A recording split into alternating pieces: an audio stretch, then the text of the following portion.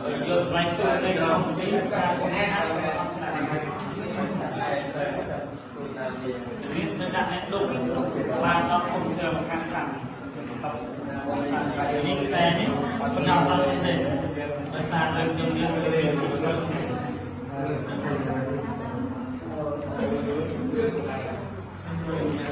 តែ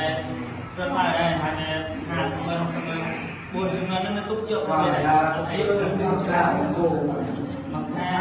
ប្រហែល50ម៉ឺនមកខែប៉ុន្តែអាចារ្យក្នុងការបាត់បានសហការល្អ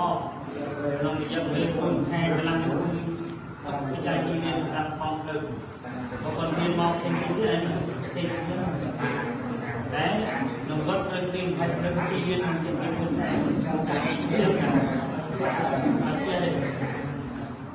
យើងមានគោលការណ៍បានទុកទៀតមិនតាមសារអមេរិកខ្លះហើយក្រុមហ៊ុននេះបោកពោស្តែ